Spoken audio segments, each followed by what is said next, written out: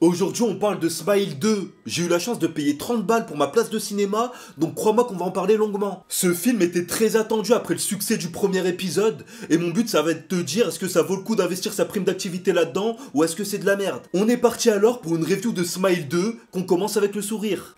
Déjà, si tu veux plus de reviews, n'hésite pas à me donner des titres de films d'horreur dans les commentaires et je vais peut-être exaucer tes souhaits. Si tu passes par là par hasard, oublie pas, tu t'abonnes, tu likes, tu commentes et surtout t'actives la cloche des notifications. Et nous, on est parti. Avant de rentrer dans le détail et de te dévoiler l'ensemble de l'intrigue, on va commencer par une partie sans spoil. Alors pour commencer, Smile 2, de quoi ça parle? Il y a des gens qui sourient. Ouais, mais pas que. Si t'as vu le premier film, tu connais le concept global. On a un délire de possession qui se transmet un peu comme une maladie. Si t'as le malheur d'assister à la mort d'une personne possédée, et ben cette entité viendra te posséder à ton tour, et ainsi de suite. C'est un peu le concept de It Follows pour ceux qui ont connu le film, mais ça ouvre plein de possibilités en plus. Après tu te demandes pourquoi le film il s'appelle Smile. En fait c'est ce qui caractérise la présence de l'entité. Quand le démon est présent, et ben il va avoir un sourire super glauque sur la personne qui est possédée, et ça c'est ultra flippant. Dans ce nouvel opus, on va suivre les aventures de Sky, une pop star. Accessoirement c'est une ex-toxicomane et elle va assister à la mort de son dealer. Bien sûr comme d'habitude tu connais, les circonstances vont être chères, bizarres et horribles.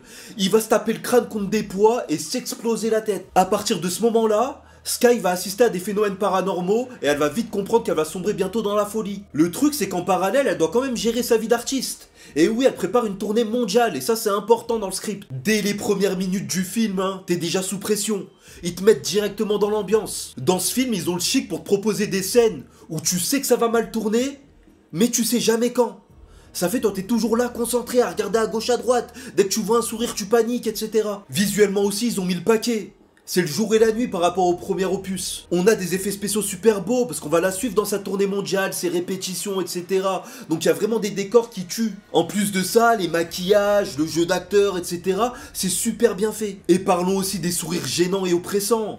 Dans le premier opus, ils étaient présents mais c'était à petite dose.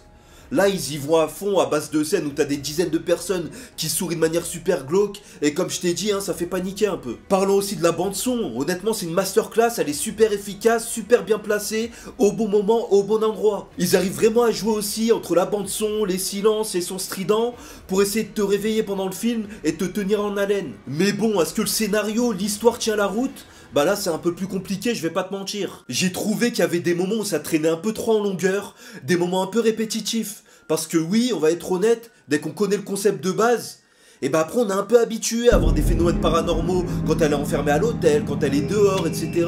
Et c'est un peu prévisible. Et il y a d'autres moments aussi où ils essayent tellement de te faire peur que t'es au courant qu'ils vont te faire peur. Donc t'as pas peur à la fin. Oui, faut noter aussi que tous les moments de tension, de terreur, etc. c'est basé uniquement sur des jumpscares. Donc pour toi, est-ce que c'est bien, est-ce que c'est mauvais? J'en sais rien, mais en tout cas dans le film ça a du sens. Oui, parce que l'entité elle peut se manifester de partout, à n'importe quel moment. Ce qui fait que quand elle apparaît à l'écran, bah t'es obligé d'être surpris. Ouais, mais en parallèle, même si ça a du sens, on est quand même dans des jumpscares tout à fait classiques.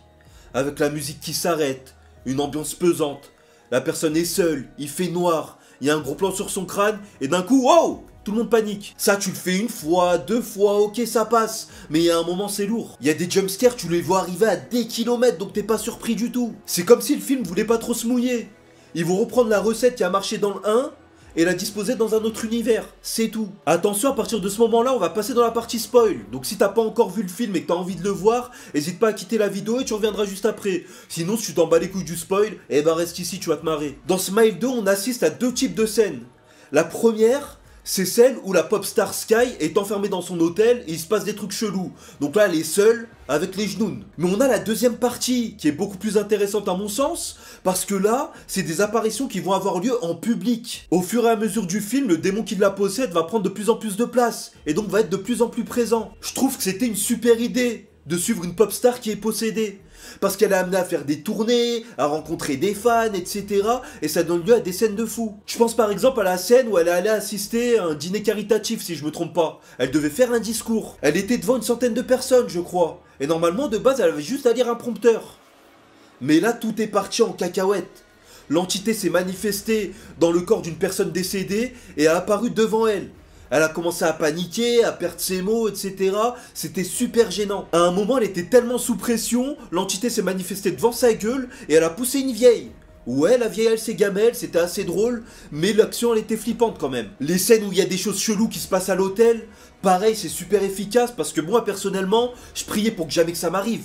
Parce que quand t'es à l'hôtel seul, y a personne pour t'aider. Bien sûr, à l'hôtel, ça y va crescendo. Au début, c'est juste des petits signes, elle casse un verre, elle a un peu des hallucinations vite fait, et au fur et à mesure, tu vois des trucs de malade. Mais bon, je sais pas si je suis fou, mais personnellement, à l'hôtel, y a des choses qui m'ont fait sortir de certaines scènes. Parce que oui, quand tu connais le concept de Smile, tu sais très bien que de toute façon, le démon va jamais tuer la personne qu'elle possède quand elle est seule. Parce que pour transmettre la maladie, il faut automatiquement qu'il y ait une autre personne présente. Et donc à partir de ce moment-là, quand elle est toute seule, bah personnellement, je sais très bien qu'elle va pas mourir, qu'il va rien lui arriver de grave. Que l'entité est présente, qu'elle lui fait du harcèlement, elle est là pour se nourrir de ses peurs, etc. Ok, mais je sais qu'elle va pas mourir, donc je m'inquiète pas plus que ça. C'est dommage, hein, parce qu'il y a des scènes, honnêtement, ça m'arrive, mais je dors pas de la nuit. Je pense à cette scène où elle est dans sa chambre, et d'un coup elle allume la lumière, et là elle tombe sur une dizaine de personnes qui la regardent avec un sourire super glauque, et qui étaient prêts à lui sauter dessus. Et là en fait, ils étaient partis sur un petit jeu, 1, 2, 3 soleils. À chaque fois qu'elle tournait la tête et qu'elle revenait les regarder, ils s'avançaient petit à petit. Et nous, bah, on avait la visu de la personne, tu vois. Donc c'était ultra flippant, ultra efficace, mais encore une fois désamorcé par le fait qu'on sait qu'il va rien lui arriver. Mais je mets aussi une mention spéciale pour une des meilleures scènes du film. C'est celle où elle est à l'hôpital avec sa mère. Où c'est là où on a commencé à avoir de la confusion, tu vois. Parce que jusqu'à maintenant, les scènes entre les phénomènes paranormaux et les scènes de la réalité, ils étaient pas confondus. Tout était bien distinct. Alors que là, quand on se retrouve à l'hôpital, on a l'impression que c'est une scène tout à fait normale. Sa mère est présente avec elle, ils commencent à discuter, bref, il y a une petite brouille entre eux, une petite dispute par rapport à sa carrière, etc. Et là, d'un coup, en plein milieu, sa mère, elle change de voix, elle prend une voix genounée. Et je peux te dire que j'ai flippé à ce moment-là. Au tout début, ça a commencé avec une dispute tout à fait normale entre une fille et sa mère, et ça a terminé dans un bain de sang, avec encore ce sourire super glauque, etc.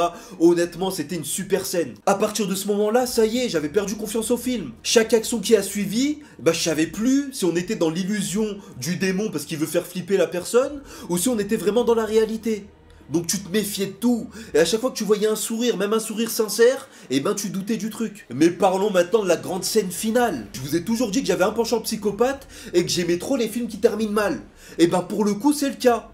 En soi là, le démon, il a gagné, il a réussi à tuer Sky. Et le pire c'est que la mise en scène laisse présager une suite de fous, avec plein de possibilités. Alors oui, tu l'as deviné, le démon arrive à prendre possession entièrement de Sky.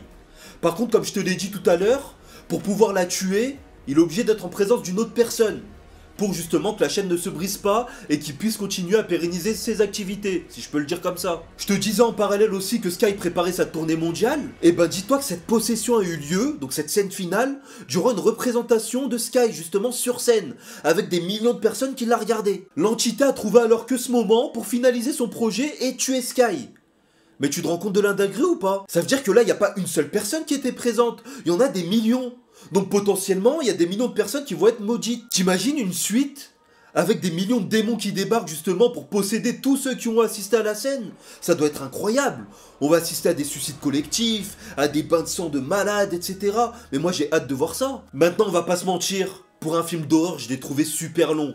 Au niveau du rythme, c'était assez inégal. Par exemple, on est revenu 100 fois sur le fait que Sky avait un mal de dos suite à un accident qu'elle a eu il y a quelques années. On n'avait pas besoin de ça, honnêtement.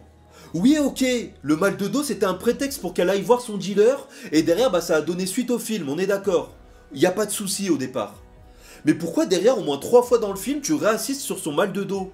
On s'en fout à partir de là, on a eu le prétexte, ça y est le film est lancé, casse-nous pas la tête avec ça. Mais bon, on peut contrebalancer tout ça avec de grosses qualités dans le film. Par exemple, il y a des twists, je m'y attendais pas du tout, j'ai été choqué. Je repense à sa meilleure amie avec qui elle avait repris contact au tout début du film. Et ben ils commencent à squatter ensemble, à se côtoyer, à rigoler, à dormir ensemble, etc. Bah vers la fin du film, tu te rends compte d'un coup que cette amie elle n'existait pas. Depuis le début c'était le démon qui la faisait apparaître. Et pour moi ça c'était une super idée. En conclusion, qu'est-ce que j'en ai pensé de ce film? Et ben honnêtement je trouve qu'il a surpassé le matériau de base. Oui, j'ose le dire, Smile 2 est meilleur que le 1. C'est très rare hein, parce qu'en général les suites c'est toujours de la merde quand t'es au courant du concept de base. Mais là c'est totalement réussi.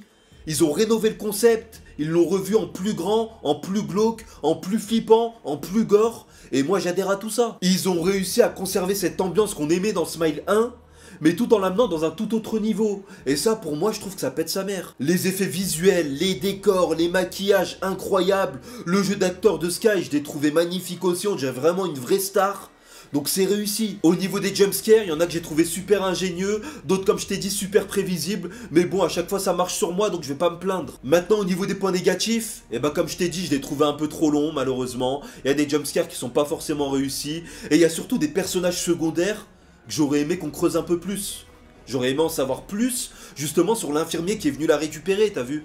Pour essayer de la guérir, la faire mourir pour détruire le démon, et toute cette histoire-là. Je trouvais que c'était super intéressant, mais on n'est pas allé aussi loin. Pour résumer, y a pas de surprise. Si t'as aimé le premier opus, tu vas aimer encore plus le second. Après, je te demandais aussi, est-ce que pour toi ça valait le coup de mettre 25 € pour aller le voir ? Bah oui et non, faut savoir que je suis allé le voir en 4DX. Ce qui fait que j'ai eu tous les effets de lumière, la fumée, les crachats sur la gueule et tout. Donc oui, de ce côté-là, j'ai eu du spectacle. Et en plus, sa 4DX, elle marche super bien. Parce qu'il y a des plans où ça se retourne et tout, et c'est bien coordonné avec tes sièges. Donc oui, magnifique. Donc oui, pour moi, agréablement surpris. Très bonne suite, je vous encourage à aller la voir. Dites-moi ce que vous en avez pensé dans les commentaires si vous l'avez vu. Et nous, on se dit à la prochaine pour une autre vidéo. Ciao!